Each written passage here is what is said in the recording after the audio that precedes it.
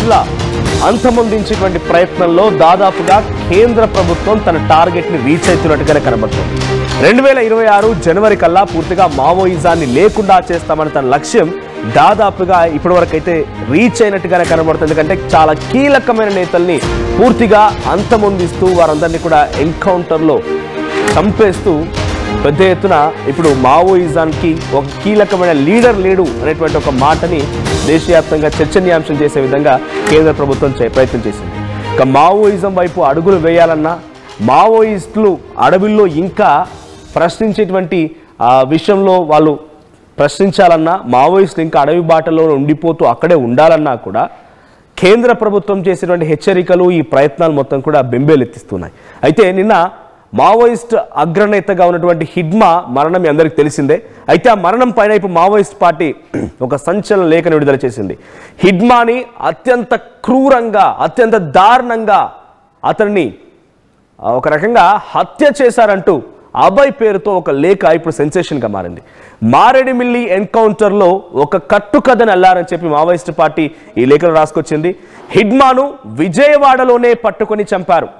ఆసుపత్రిలో చికిత్స పొందుతున్నటువంటి హిడ్మాను అరెస్ట్ చేసి దారుణాతి దారుణంగా కొట్టి ఆయనపై చిత్రహింసల గురి చేసి క్రూరాతి క్రూరంగా చంపేసి ఎన్కౌంటర్ అని చెప్పి బూటకపు ఒక నాటకాన్ని, బూటకపు ఎన్కౌంటర్ని చేశారని చెప్పి మావోయిస్ట్ పార్టీ అంటోంది.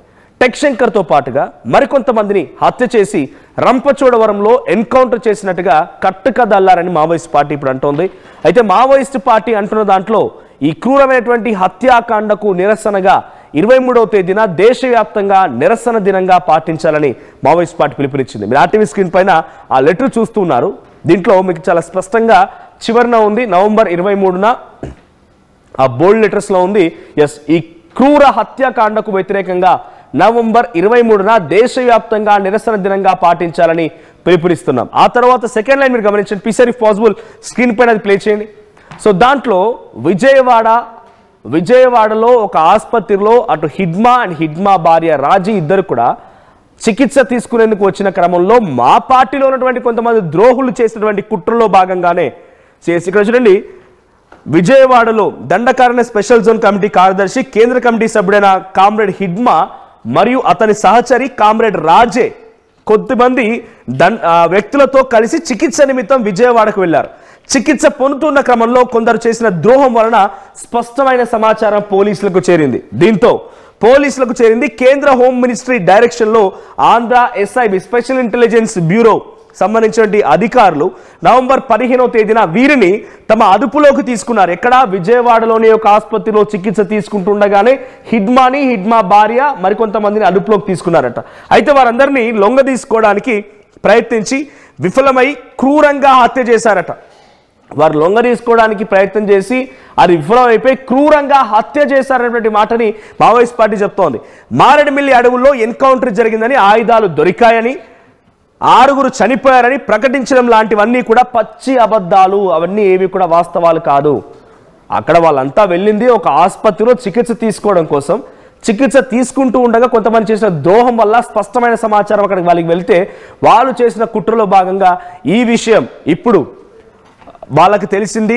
అటు కేంద్ర హోమ్ మినిస్ట్రీకి తెలిసింది, రాష్ట్ర ఎస్ఐబి అధికారులకు తెలిసి వారు లొంగ తీసుకునే ప్రయత్నం చేశారు. కానీ లొంగకపోవడంతో వారిని ఈ రకంగా హతమార్చారని చెప్పి వాళ్ళ హిస్టరీ రాసుకొచ్చారు దీంట్లో. సో ఎప్పుడు వచ్చారు, ఎలా వచ్చారు, వాళ్ళ గతం ఏంటి, వాళ్ళ చరిత్ర ఏంటి రాసుకొచ్చిన తర్వాత ఇక చివరిగా నవంబర్ 23న దేశవ్యాప్తంగా నిరసన దినంగా పాటించాలని పిలుపునిస్తున్నామని అభయ్ పేరుతో ఒక మావోయిస్ట్ లేఖ బయటకు వచ్చింది. మా ప్రతినిధి రవినాయక్ సిద్ధంగా ఉన్నారు ఫోన్ లైన్లో.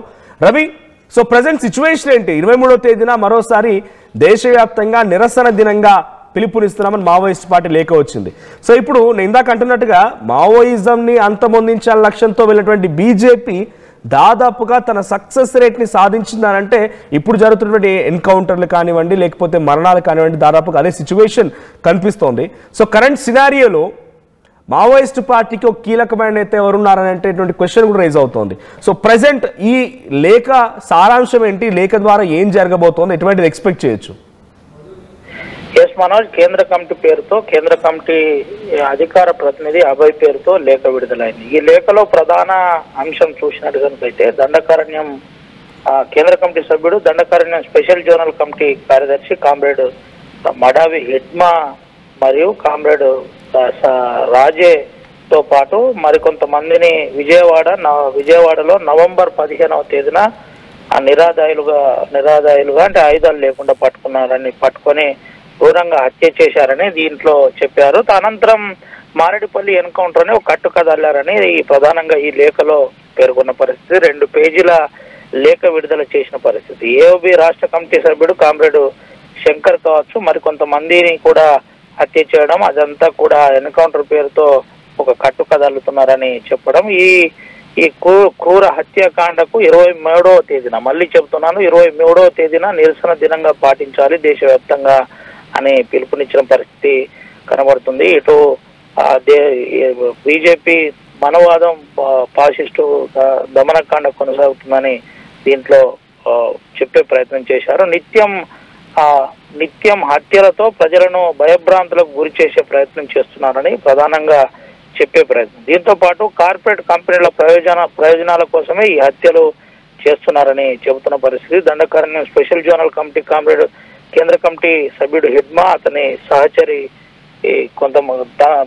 మరికొంతమందిని చికిత్స నిమిత్తం విజయవాడకు వెళ్లారని ప్రధానంగా దీంట్లో చెప్పే ప్రయత్నం. అయితే ఈ లేఖ ద్వారా ఒక క్లారిటీకి అయితే వచ్చిన పరిస్థితి కనబడుతుంది. ప్రధానంగా మావోయిస్టు పార్టీ కేంద్ర కమిటీ హిడ్మా విజయవాడకు వచ్చినట్టు, విజయవాడ వైద్యం కోసం వచ్చినట్టు ఒక క్లారిటీ అయితే వస్తుంది. దీంతో పాటు 15వ తేదీనే నేరుగా హిడ్మాను అదుపులో తీసుకున్నట్టు తెలుస్తుంది. ఇటు ఇంటెలిజెన్స్ తో పాటు ఎన్ఐబి కావచ్చు, దీంతో పాటు కేంద్ర ప్రభుత్వంలో ముఖ్యంగా కేంద్రం డైరెక్షన్ లో, కేంద్ర హోంమంత్రి డైరెక్షన్ లో ఇదంతా కొనసాగిందని ప్రధానంగా చెప్పే ప్రయత్నం. మారేడుపల్లి ఎన్కౌంటర్ లో జరిగింది, ఆయుధాలతో అంతా ఈ ఒక ఎన్కౌంటర్ జరిగిందనే విషయం అంతా ఒక కట్టు కథ అని చెప్పే ప్రయత్నం. దీంతో పాటు ప్రధానంగా చేతు కావచ్చు, కామ్రేడ్ మల్లల్ కావచ్చు, కామ్రేడ్ దేవ్ కావచ్చు, వీరితో పాటు వాళ్ళు మెన్షన్ చేసిన దాంట్లో విజయవాడలో ఆసుపత్రిలో చికిత్స పొందడానికి వస్తే తమలో కొంతమంది ద్రోహం చేశారు అంటే మావోయిస్టుల్లోనే పోలీసుల యొక్క ఇన్ఫార్మర్లు ఉన్నారా? పోలీస్ ఇన్ఫార్మర్ నుండి వాళ్ళే కుట్రలు చేస్తున్నారు. ఈరోజు మావోయిజం అంతమవడానికి మావోయిస్టులే కారణమా? ఎస్ మనోజ్, ప్రధానంగా ఇప్పుడు ఇంత కాన్ఫిడెన్స్ ఉన్న హిడ్మా, ఇంత దేశంలో ఒక ప్రత్యేక భద్రతా బలగాల మధ్య గాలింపు చర్యల మధ్య కూడా దొరకని హిడ్మా నేరుగా పట్టుబడ్డాడు. ఈ పట్టుబడడానికి ప్రధాన కారణం మావోయిస్టు పార్టీ అనే మావోయిస్టు పార్టీ లేఖలోనే ఈరోజు ప్రధానంగా చెప్పిన పరిస్థితి. అయితే దీంట్లో కొంతమంది ఎవరైతే లొంగిపోయిన వారు కావచ్చు, లేదంటే లొంగిపోయిన వారితో పాటు కొంతమంది ఇచ్చిన సమాచారం మేరకే ఇదంతా జరిగిందని ప్రధానంగా దీంట్లో సారాంశం ఉంది. ఈ సారాంశంలో పూర్తి వివరాలు హిడ్మా గురించి చెప్పే ప్రయత్నం చేశారు. సుక్మా పువర్తి జిల్లాలో 1974లో ఒక నిరుపేద కుటుంబానికి జన్మించాడని చెప్పారు. దీంతో 1977లో డిసెంబర్లో తను దీర్ఘకాలిక సభ్యుడిగా చేరాడు. 1999లో గడ్చిరోలి ప్రాంతంలో దండకారణ్యం సాయుధత కమిటీ సభ్యుడిగా ఎదిగాడు. 2001లో ఏరియా కమిటీ సభ్యుడిగా బస్తర్కు చేరుకున్నాడు. 2002లో ఊసురువెల్లి కమాండర్ గా పనిచేశాడు. 2006 నుంచి 2009 వరకు కమాండర్ గా పనిచేశాడు. అప్పుడు ఆ సమయంలోనే ప్రధానంగా బిఎస్ఎఫ్ క్యాంపులపై దాడి జరిగింది. 2009లో ప్రత్యేక బెటాలియన్ అంటే పిఎల్జిఏ బెటాలియన్ ఏర్పాటు చేశారు. బెటాలియన్ లో కమాండర్ గా పనిచేశారు. 2011లో ఏఓబి కార్యదర్శి, ప్రధానంగా బిఎన్ కార్యదర్శి కీలకమైన తన పొజిషన్ కు చేరుకున్నాడు.